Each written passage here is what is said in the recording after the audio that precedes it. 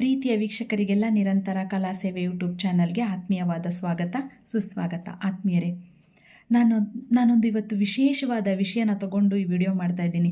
ದಯಮಾಡಿ ವಿಡಿಯೋನ ಮೊದಲಿಂದ ಕೊನೆವರೆಗೂ ನೋಡಿ, ಎಲ್ಲೂ ಸ್ಕಿಪ್ ಮಾಡಬೇಡಿ. ಹಾಗೆ ಯಾರೆಲ್ಲ ಸಬ್ಸ್ಕ್ರೈಬ್ ಆಗದೆ ನಾನು ವಿಡಿಯೋ ನೋಡ್ತಿದ್ದೀರೋ ಅವರು ಸಬ್ಸ್ಕ್ರೈಬ್ ಮಾಡ್ಕೊಳ್ಳಿ, ಬೆಲ್ಲೈಕನ್ ಕ್ಲಿಕ್ ಮಾಡಿ, ಲೈಕ್ ಮಾಡಿ, ಶೇರ್ ಮಾಡಿ, ಕಮೆಂಟ್ ಮಾಡೋದನ್ನು ಮರಿಬೇಡಿ ಅಂತ ಹೇಳ್ತಾ, ಆತ್ಮೀಯರೇ, ನನ್ನ ಪ್ರೀತಿಯ ವೀಕ್ಷಕರೇ, ನೋಡಿ, ಮನುಷ್ಯನಾಗಿ ಹುಟ್ಟಿದ ಮೇಲೆ ಪ್ರತಿಯೊಬ್ಬ ಮನುಷ್ಯನಿಗೂ ಒಂದು ಗುರಿ ಅಂತ ಇರಬೇಕು.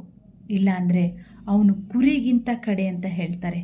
ಯಾಕೆ ಹಾಗೆ ಹೇಳ್ತಾರೆ ಅಂದರೆ, ದಾರಿಯಲ್ಲಿ ಹೋಗ್ತಾ ಇರೋ ಒಂದು ಕುರಿ ಹಳ್ಳಕ್ಕೆ ಬಿತ್ತು ಅಂದರೆ ಆ ಕುರಿ ಹಿಂದೆ ಇರೋ 100 ಕುರಿಗಳು ಕೂಡ ಅದೇ ಹಳ್ಳಕ್ಕೆ ಬೀಳ್ತವೆ. ಯಾಕೆ ಅಂದರೆ ಅವಕ್ಕೆ ಆಲೋಚನೆ ಮಾಡೋ ಶಕ್ತಿಯನ್ನು ಆ ಭಗವಂತ ಕೊಡಲಿಲ್ಲ. ಅಂಥ ಒಂದು ಮೆದುಳಿನ ರಚನೆ ಅವಕ್ಕಿಲ್ಲ. ಅವಕ್ಕೆ ಸರಿಯಾದು ತಪ್ಪ್ಯಾವುದು ಅಂತ ಆಲೋಚನೆ ಮಾಡುವಂಥ ಒಂದು ಬುದ್ಧಿಶಕ್ತಿ ಇರೋದಿಲ್ಲ.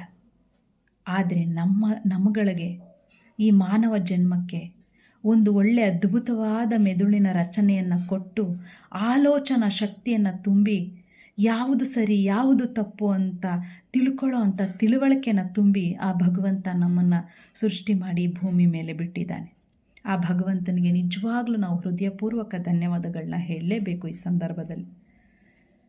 ನೋಡಿ, ನಾವೇನು ಮಾಡ್ತಾಯಿದ್ದೀವಿ? ಮನುಷ್ಯನಾಗಿ ಹುಟ್ಟಿ ನಾವು ಒಂದಿನ ಹುಡ್ತೀವಿ, ಒಂದಿನ ಸಾಯ್ತೀವಿ. ಇಲ್ಲ ಅಂತ ನಾನು ಹೇಳ್ತಾ ಇಲ್ಲ. ಯಾವತ್ತೋ ಒಂದಿನ ಸಾಯೋದಕ್ಕೋಸ್ಕರ ಇಷ್ಟೆಲ್ಲ ಕಷ್ಟಪಡಬೇಕಾ ಅಂತ ಕೆಲವರು ಕೇಳ್ತಾರೆ. ನಮ್ಮ ಹಣೆಯಲ್ಲಿ ಬರದಂತೆ ಆಗುತ್ತೆ ಬಿಡಿ, ಯಾಕೆ ತಲೆ ಕೆಡಿಸ್ಕೊಳ್ತೀರಾ ಅಂತ ಕೆಲವರು ಹೇಳ್ತಾರೆ. ನಾವು ಒಂದು ಮನೆ ಕಟ್ಟಬೇಕು ಅಂತ ಕಷ್ಟಪಟ್ಟು ಮನೆ ಕಟ್ಟಿದಾಗ ನಾವು ಹೇಳ್ಕೊಳ್ತೀವಿ, ಈ ಮನೆ ಕಟ್ಟೋದಕ್ಕೆ ನಾನು ಎಷ್ಟು ಕಷ್ಟಪಟ್ಟಿದ್ದೀನಿ ಗೊತ್ತಾ ಅಂತ. ಅದೇ ನಾವು ಏನೂ ಕೆಲಸ ಮಾಡದೆ ಸೋತಾಗ ನಮ್ಮ ಹಣೆ ಬರಹ ಅಂತ ಹಣೆಪಟ್ಟಿನ ಹಾಕ್ಕೊಂಡು ನಾವು ಮಾತಾಡ್ತೀವಿ. ಯಾಕೆ ಹೀಗೆ? ಅದೇ ನೀವು ಒಂದು ದೊಡ್ಡ ಸಾಧನೆ ಮಾಡಿದಾಗಲೂ ನನ್ನ ಹಣೆ ಬರದಲ್ಲಿ ಇತ್ತು ಅಂತ ಹೇಳ್ಕೊಂಡು ಸುಮ್ಮನೆ ಇರ್ಬೋದಲ್ವಾ? ಇಲ್ಲ, ಈ ಸಾಧನೆ ಮಾಡೋದಕ್ಕೆ ನಾನು ಏನೆಲ್ಲ ಕಷ್ಟಪಟ್ಟಿದ್ದೀನಿ, ನಾನು ಎಷ್ಟು ಬೆವರು ಸುರಿಸಿದ್ದೀನಿ ಅಂತ ಎಲ್ಲ ಕೊಚ್ಕೊಳ್ತೀವಲ್ವ. ಕೈಗೆಟಕದೇ ಇರೋ ದ್ರಾಕ್ಷಿ ಹುಳಿ ಅಂತಂತೆ ನರಿ. ಹಾಗೆ ನಮ್ಮ ಕೈಲಿ ಆಗದೇ ಇರೋ ಕೆಲಸನ ನಾವು ಏನು ಹೇಳ್ತೀವಿ, ನಮ್ಮ ಹಣೆ ಬರಹ ಅಂತ ಹೇಳಿ ಕೈ ಬಿಟ್ಬಿಡ್ತೀವಿ. ತಪ್ಪಲ್ವಾ ಇದು? ನಾವು ಮನಸ್ಸು ಮಾಡಿದ್ರೆ ಏನು ಬೇಕಾದರೂ ಸಾಧನೆ ಮಾಡ್ತೀವಿ ಅನ್ನೋದನ್ನು ಉದಾಹರಣೆ ಮೂಲಕ ಎಷ್ಟೋ ಸಾಧಕರು ನಮಗೆ ತೋರಿಸ್ಕೊಟ್ಟಿದ್ದಾರೆ. ಅವ್ರಿಗೂ 24 ಗಂಟೆ ಟೈಮೇ ಭಗವಂತ ಕೊಟ್ಟಿರೋದು, ಅವ್ರಿಗೂ ಅದೇ ಮೆದುಳು ಕೊಟ್ಟಿರೋದು, ನಮಗೂ ಅದೇ ಮೆದುಳು ಕೊಟ್ಟಿರೋದು, ಅದೇ 24 ಗಂಟೆ ಟೈಮ್ನೇ ನಮಗೂ ಕೊಟ್ಟಿರೋದು. ಜಾಸ್ತಿ ಬೇಡ. ಪ್ರಾಣಿ ಪಕ್ಷಿಗಳಿಗೆ ಆಲೋಚನೆ ಮಾಡೋ ಶಕ್ತಿಯನ್ನೇ ಕೊಟ್ಟಿಲ್ವಲ್ಲ ಭಗವಂತ, ಆದರೂ ಅವು ಸೂರ್ಯೋದಯಕ್ಕೆ ಮೊದಲೇ ಎದ್ದೇಳ್ತವೆ. ಯಾಕೆ? ಅವು ಏನು ಸಾಧನೆ ಮಾಡಬೇಕಿದೆ?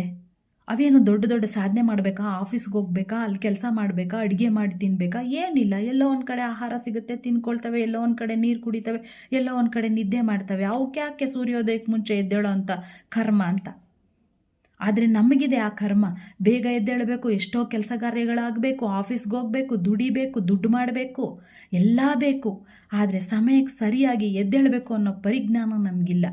ಹಾಸಿಗೆ, ನಾವು ಮಲ್ಕೊಂಡಿರೋ ಹಾಸಿಗೆ ದಿಂಬನ್ನೇ ನಾವು ಗೆಲ್ಲೋಕ್ಕಾಗ್ತಾ ಇಲ್ಲ, ಎದ್ದು ನಿಲ್ಲೋಕ್ಕಾಗ್ತಾ ಇಲ್ಲ ಅಂದಮೇಲೆ ಈ ಜಗತ್ತಲ್ಲಿ ನಾವು ಏನು ತಾನೇ ಗೆಲ್ತೀವಿ, ಏನು ತಾನೇ ಸಾಧನೆ ಮಾಡ್ತೀವಿ? ರಾತ್ರಿ ಮೊಬೈಲ್ ಹಿಡ್ಕೊಂಡು, ಮೊಬೈಲ್ ಒಂದು ಅದ್ಭುತವಾದ ಶಕ್ತಿ. ಅಂಥ ಅದ್ಭುತವಾದ ಶಕ್ತಿಯನ್ನು ಸೃಷ್ಟಿ ಮಾಡಿದ್ದಾನೆ ಅಂದರೆ ದೇವರೆಲ್ಲ ಅದನ್ನು ಸೃಷ್ಟಿ ಮಾಡಿರೋದು ಮನುಷ್ಯ ಮೊಬೈಲ್ನ ಕಂಡುಹಿಡಿಯೋದಕ್ಕೆ, ಅದು ಒಬ್ಬ ವಿಜ್ಞಾನಿ ಆ ಮೊಬೈಲ್ನ ಕಂಡುಹಿಡಿಯೋದಕ್ಕೆ ಎಷ್ಟು ಕಷ್ಟಪಟ್ಟಿರ್ಬೋದು, ಎಷ್ಟು ಯೋಚನೆ ಮಾಡಿರ್ಬೋದು, ಎಷ್ಟು ಬೆಳಗಿನ ಜಾವ ಎದ್ದು ಕೂತಿರ್ಬೋದು, ಯಾವ ಥರ ಯೋಚನೆ ಮಾಡಿ, ಯಾವ ಥರ ಆಲೋಚನೆ ಮಾಡಿ ಕಂಡುಹಿಡ್ದಿರ್ಬೋದು. ಯಾಕಂದರೆ ಇಡೀ ಜಗತ್ತೇ ಆ ಮೊಬೈಲ್ ಒಳಗಿದೆ. ಅಂಥ ಮೊಬೈಲ್ನ ನಾವು ಹಿಡ್ಕೊಂಡು 1 ಗಂಟೆವರೆಗೂ ಸಮಯನ ವ್ಯರ್ಥ ಮಾಡ್ತಾ, ಬೇಡದೇ ಇರೋದನ್ನೆಲ್ಲ ನೋಡ್ತಾ, ನಮಗೆ ಮೊಬೈಲಲ್ಲಿ ಎಷ್ಟೋ ಬೇಕಾದಂಥ ವಿಷಯಗಳಿದೆ. ಪ್ರತಿಯೊಂದು ದಿನವೂ ಪ್ರತಿಯೊಂದು ಕಲಿಯೋದಿರುತ್ತೆ ಆ ಮೊಬೈಲಲ್ಲಿ. ಎಂತೆಂಥ ಒಳ್ಳೆಯ ವಿಷಯಗಳಿದೆ. ಅದನ್ನೆಲ್ಲ ಬಿಟ್ಟು ನಾವೇನು ಮಾಡ್ತೀವಿ? ಬೇಡದೇ ಇರೋ ವಿಷಯಗಳನ್ನೆಲ್ಲ ನೋಡ್ತಾ ರಾತ್ರಿ 1 ಗಂಟೆವರೆಗೂ ನೋಡಿಕೊಂಡು ಸಮಯ ವೇಸ್ಟ್ ಮಾಡಿಕೊಂಡು ಬೆಳಗ್ಗೆ ಲೇಟಾಗಿ ಎದ್ದೇಳೋದು. ನೋಡಿ, ಮನುಷ್ಯನಾಗಿ ಹುಟ್ಟಿದವನ ಮೇಲೆ ಅವನಿಗೆ ಏನಾದರೂ ಸಾಧನೆ ಮಾಡಬೇಕು ಅಂದರೆ ನಿದ್ದೆ ಅನ್ನೋದು ತುಂಬ ಮುಖ್ಯ. ಯಾಕಂದರೆ ನಮ್ಮ ಮೆದುಳಿಗೆ ರೆಸ್ಟ್ ಕೊಡೋದೇ ನಾವು ಆವಾಗ. ಮೆದುಳು ರೆಸ್ಟ್ ತಗೊಂಡ್ರೆ ಬೆಳಿಗ್ಗೆ ಬೇಗ ಸಕ್ರಿಯವಾಗಿ ಕೆಲಸ ಮಾಡೋದಕ್ಕೆ ಅದಕ್ಕೆ ಹಾದಿ ಮಾಡಿಕೊಡುತ್ತೆ ನಿದ್ರೆ. ಅಂಥ ನಿದ್ರೆನ ನಾವು ಮೊದಲೇ ಮಿಸ್ ಮಾಡ್ಕೊಳ್ತೀವಿ 1 ಗಂಟೆಗೆ ಮಲಗಿ. ಆಮೇಲೆ ನಾವು ಲೇಟಾಗಿ ಹೇಳ್ತೀವಿ. ಸೂರ್ಯೋದಯಕ್ಕೆ ಮುಂಚೆ ಎದ್ದರೆ ನಮ್ಮ ಮೆದುಳು ಸಕ್ರಿಯವಾಗಿ ಕೆಲಸ ಮಾಡುತ್ತೆ. ಅದು ನಮಗೆ ಗೊತ್ತೇ ಇಲ್ಲ. ಗೊತ್ತಿದ್ರೂ ನಾವು ಎದ್ದೇಳ್ತಾ ಇಲ್ಲ. ನಾವು ಲೇಟಾಗಿ ಎದ್ದಾಗ ಏನು ಮಾಡ್ತೀವಿ, ಬೆಳಗಿನ ಉಪಹಾರನ ನಾವು ಮಿಸ್ ಮಾಡ್ಕೊಳ್ತೀವಿ. ಯಾಕಂದರೆ ಸಮಯ ಆಗೋಗ್ಬಿಟ್ಟಿದೆ. ನಾವು ಸರಿಯಾದ ಸಮಯಕ್ಕೆ ಆಹಾರ ತೊಗೊಳಕ್ಕೆ ಆಗ್ತಾ ಇಲ್ಲ. ನಮ್ಗೆ ಆಫೀಸ್ಗೆ ಹೋಗಬೇಕು, ಅಲ್ಲಿ ಹೋಗ್ಬೇಕು, ಇಲ್ಲಿ ಹೋಗ್ಬೇಕು, ಏನೇನು ಆ ಡಬ್ಬಿಗೆ ಹಾಕೊಂಡು ಗಬ ತಿನ್ನೋಕ್ಕೆ ಎಲ್ಲೋ ರೋಡಲ್ಲೋ ಎಲ್ಲೋ ತಿನ್ಕೊಳ್ಳೋಣ ಅಂತ ಡಬ್ಬಿಗೆ ಹಾಕ್ಕೊಳ್ತೀವಿ. ಅಲ್ಲೆಲ್ಲೋ ಗಬ ಅಂತ ತಿನ್ನೋಕ್ಕೆ ಹೋಗ್ತೀವಿ. ಅಲ್ಲೂ ತಿನ್ನೋಕ್ಕಾಗಲ್ಲ. ಅಲ್ಲೆಲ್ಲೋ ಆಫೀಸಲ್ಲಿ ಸಾಕಷ್ಟು ಕೆಲಸದ ಒತ್ತಡ ಇರುತ್ತೆ. ಈ ಕಡೆ ಆಹಾರನೂ ಕೊಡಲಿಲ್ಲ, ಆ ಕಡೆ ಮೆದುಳಿಗೂ ನಾವು ಸ್ಟ್ರೆಸ್ ಕೊಡ್ತಾ ಹೋಗ್ತೀವಿ. ಆಗ ನಮ್ಮ ಆರೋಗ್ಯ ಹದಗೆಡುತ್ತೆ. ನಮ್ಮ ಆರೋಗ್ಯದ ಮೇಲೆ ಪರಿಣಾಮ ಬೀರುತ್ತೆ, ದುಷ್ಪರಿಣಾಮ ಬೀರುತ್ತೆ. ಅದನ್ನು ನಾವು ಯೋಚನೆ ಮಾಡ್ತಾ ಇಲ್ಲ. ಆಗ ನಾವೇನು ಮಾಡ್ತೀವಿ, ಯಾವುದೋ ಟೈಮಿಗೆ ಉಪಹಾರ ತಗೊಳ್ತೀವಿ. ನೋಡಿ, ಒಂದು ವಿಷಯ ಹೇಳ್ತೀನಿ.